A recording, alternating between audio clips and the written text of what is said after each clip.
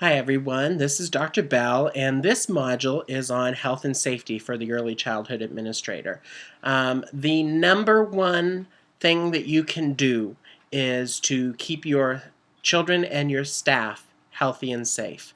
It is your ethical and legal responsibility. So I'm going to tell you about Dr. Bell's 4 rules for administrators. I have 4 rules for early childhood administration. Rule number 1, don't get dead. We don't want any children or staff dying in our program. And so we have to maintain health and safety to make sure that happens. Rule number two, don't get in jail. We don't want anybody getting arrested for the things that they do in our program. And so our health and safety requirements help that from happening. Rule number 3 is don't get sued. We don't want anyone getting a lawsuit, and lawsuits always revolve around health and safety issues, so we want to manage those. And the 4th one, don't get on the news, especially for negative things. So we have those 4 rules. Don't get dead, don't get in jail, don't get sued, and don't get on the news. And health and safety and our health and safety programming directly relate to whether or not these 4 rules stay in place. Now, what happens in early childhood programming is teachers want to do things, and so they come to us as an administrator and they say, can I do this or can I do that?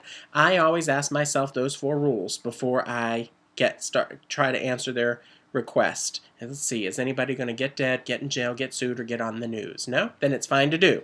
If there's a possibility that that might happen, then I say no, and here's why. That creates this risk or this liability, or it's unsafe, or it doesn't match our mission and vision. So those kinds of things. So it is important for you as an administrator to always be thinking about risk and risk management, and make sure that you are making decisions that will protect you and your staff and your children, of course.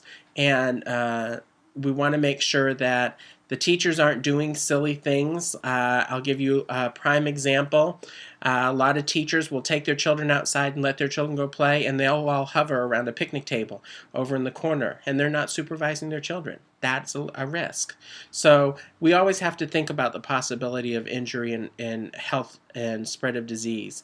Another issue is a parent comes in with their child sick, and we keep the child when we're not a mildly ill child care center. So we're going to look at the aspects of health and safety that impact early learning programs. We're going to explore what mildly ill child care is. We're going to look at the legal responsibilities. I'm giving you lots of resources and references to save and bookmark on your internet, that kind of thing.